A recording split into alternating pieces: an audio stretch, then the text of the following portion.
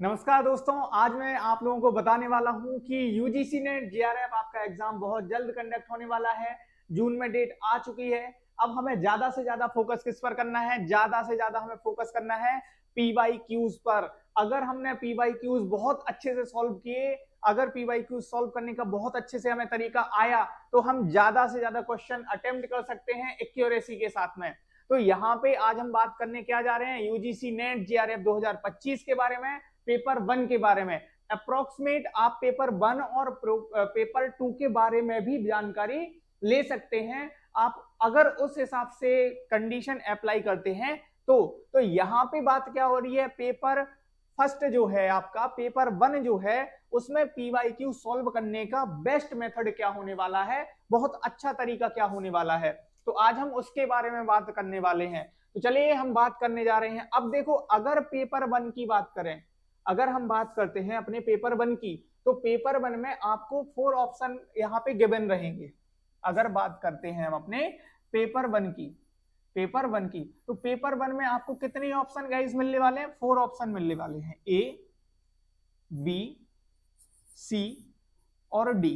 तो यहाँ पे जो आपको 4 ऑप्शन गिवन है, अब पेपर 1 को कंप्लीटली बहुत अच्छे से एनालाइज करने के लिए हमें सबसे पहले बात किस पर करनी पड़ेगी? पीवाईक्यूज पर बात करनी पड़ेगी। किस पर बात करनी रहेगी? पीवाईक्यूज पर बात करनी रहेगी। प्रीवियस ईयर क्वेश्चन पर हमें बात करनी रहेगी।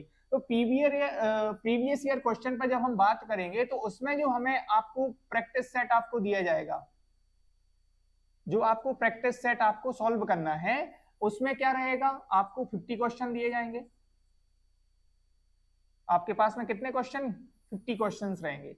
अब पेपर 1 में आपको 50 क्वेश्चन जब यहां मिल रहे हैं, तो 50 क्वेश्चन में आपको क्या करना है? 50 क्वेश्चन में जैसे ही आपने देखा कि यहाँ पे हमें क्वेश्चन नंबर 1 मिला, तो क्वेश्चन नंबर 1 में अब देखो, अब 50 क्वेश्चन जो आपको मिलने वाले हैं, वो आपके पास में कितने यूनिट से आने वाले हैं? 10 यूनिट से आने वाले हैं।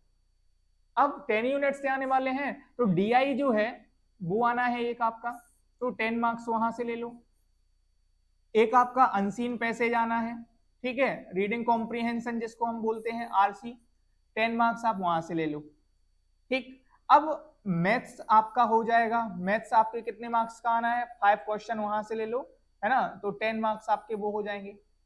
तो 30 मार्क्स तो आपके यहीं से हो गए, जो कि क्लियर होने वाले हैं। ठीक।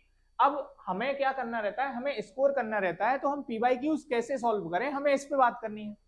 तो आपको एक रूटीन बनाना है लगभग 20 दिन का, 20 डेज का। आप लोग क्या बनाएंगे? एक रूटीन फॉलो करेंगे।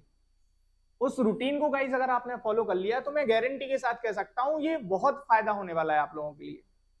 तो वो रूटीन क्या होगा? वो गाइज रूटीन इस तरीके से आपका रहेगा कि आपको डेली डेली आपको क्या करना है? एक सेट सॉल्व करना है। एक सेट जो है वो आपको सॉल्व करना है। अब कैसे सॉल्व करना है? तो सॉल्व करने का तरीका अलग है। सॉल्व करने का तरीका अलग कैसा है? तो चलिए हम उसके बारे में एक बार बात कर लेते हैं। तो सॉल्व करने का तरीका गाइस ये रहेगा आप लोगों के लिए। लो भाई, सॉल्व करने का तरीका क्या है उसको एक बार देखते हैं। अब सॉल्व करने का यह तरीका कि अगर आपको क्वेश्चन फर्स्ट मिल गया है और क्वेश्चन फर्स्ट में 4 ऑप्शन आपको गिवन है, ए बी सी डी, तो आपके पास में जो क्वेश्चन है उस क्वेश्चन का मान लो कोई भी आंसर सी हुआ, या कोई आंसर बी हुआ, या कोई आंसर डी हुआ। हमने माना कि सी आंसर आपका हुआ है, और जब सी आंसर हुआ है तो आपने उसकी डिटेल्ड एनालिसिस, उसको डिटेल्ड में यहां से कैरी कर लिया भाई, कैरी किया, उसको पढ़ा अच्छे से डिटेल में। अब उसके बाद में आपने ए ऑप्शन छोड़ दिया, बी ऑप्शन छोड़ दिया, डी ऑप्शन छोड़ दिया, आप बढ़ गए क्वेश्चन नंबर 2 पर। ऐसा नहीं करना है। क्या करना है फिर? आपको करना है कि आपको ए ऑप्शन पे जाना है, उसका डिटेल्ड पूरा का पूरा कंप्लीटली एनालिसिस करना है। बी ऑप्शन पर जाना है, उसका पूरा का पूरा डिटेल्ड कंप्लीटली एनालिसिस करना है। और डी ऑप्शन पर जाना है, उसका डिटेल्ड कंप्लीटली एनालिसिस करना है। अब टोटल क्वेश्चन है कितने आपके पास में? 50। कितने क्वेश्चन होने वाले हैं? 50 क्वेश्चन। और आपने अगर पर क्वेश्चन के 4 एनालिसिस किए हैं, तो लो भाई यहाँ पे 4 क्वेश्चंस आपके, इसको 4 ऑप्शन को हमने क्वेश्चन ले लिया भाई, तो कितने हो गए टोटल? 200 क्वेश्चन। अब अगर आपको एग्जामिनर का माइंड रीड करना है तो इस तरीके से आपको फॉलो करना पड़ेगा सीक्वेंस।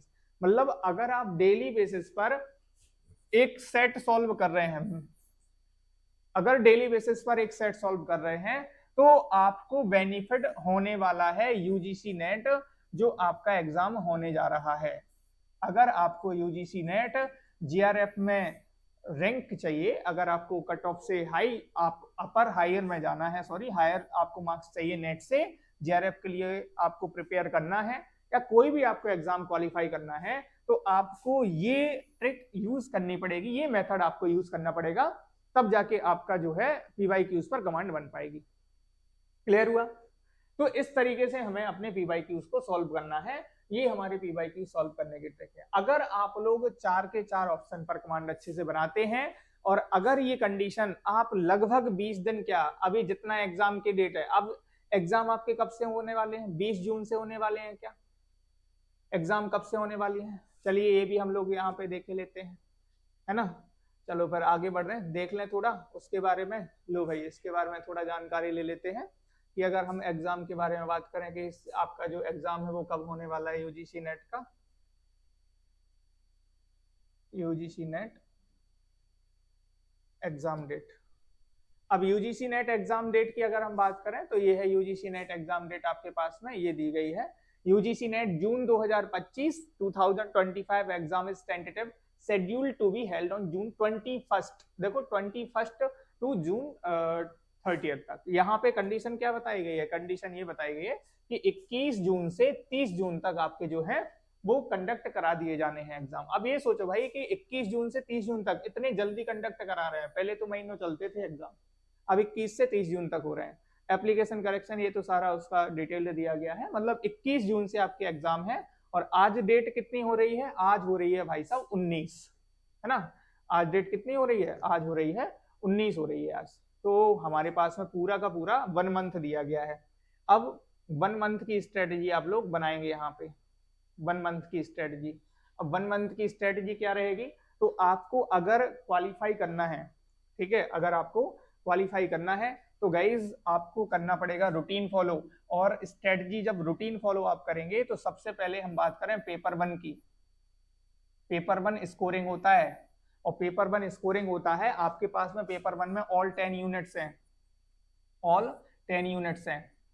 और ऑल 10 यूनिट्स में आपको पता है कि ज्यादा से ज्यादा क्वेश्चन टीचिंग से आपके बन जाते हैं, रिसर्च से आपके बन जाते हैं। लेकिन अब टीचिंग और रिसर्च जो बच्चे, जैसे जो भी दोस्त हैं, उनको लग रहा है कि भाई 20 दिन में कितना क्या करें कंप्लीट, तो आपको सबसे पहले क्या करना है? आपको, ये उन दोस्तों के लिए है जिन दोस्तों को जल्दी से जल्दी कंप्लीट करना है, ठीक है, और जो आसानी से आराम से कर पाएंगे, ठीक है। तो 10 यूनिट्स में सबसे पहले आपको हायर एजुकेशन वगैरह हो गया आपके पास में, हायर एजुकेशन हो गया।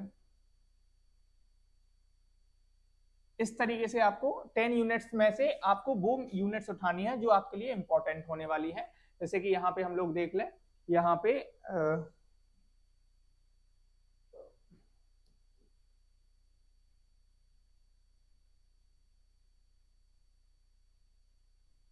मदान सर बुक,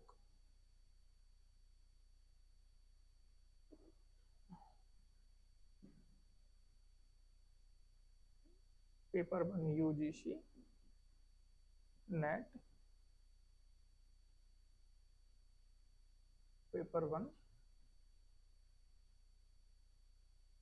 सिलेबस ले लो। अब यूजीसी नेट पेपर 1 सिलेबस को अगर हम लोगों ने ले लिया तो इसको हम लोग देख लेते हैं, ठीक है, एक बार। लो भाई ये आपके पास में दिया गया है पूरा का पूरा यूजीसी नेट का सिलेबस। तो यहाँ से आप क्या क्या बहुत अच्छे से कवर कर सकते हैं, यहाँ से आप लोग इसको कवर कर सकते हैं। सबसे पहले अगर हम बात करें उच्च शिक्षा प्रणाली की, जिसको हम हायर एजुकेशन बोलते हैं, तो यहाँ से हमने हायर एजुकेशन को कंप्लीट किया। हायर एजुकेशन में आपको क्या क्या पढ़ना है वो चीजें। इसके बाद में अगर हम बात करें सूचना एवं संचार प्रौद्योगिकी, जिसको हम लोग ICT बोलते हैं, उसके बाद में एनालॉजिकल रीजनिंग हो गया, उसके बाद में कम्युनिकेशन हो गया आपका, यहाँ पे तार्किक तर्क आपको दिया गया है। इस तरीके से आप क्या कर सकते हैं, इस तरीके से आप इनको ज्यादा से ज्यादा कंप्लीट कर सकते हैं और कम टाइम में कंप्लीट कर सकते हैं। अब बात करें अगर रिसर्च की, अगर हम बात करते हैं किसकी, अगर हम बात करते हैं जैसे रिसर्च हो गया आपके पास में, जैसे टीचिंग हो गया आपके पास में, है ना, जैसे क्या रिसर्च और टीचिंग हो गया यहाँ पे, और यहाँ पे आपके पास में रिसर्च हो गया। तो इनकी अगर हम बात करें तो इनमें थोड़ा टाइम लग सकता है। तो आपको पहले कौन सी कवर करनी है? पहले आपको कवर वो करनी है कि जो आप बहुत जल्दी कवर कर पाए, जो क्या कर पाए, जल्दी से जल्दी आप कवर कर पाए। ठीक है, तो आपको उस पर कमांड बनाना है।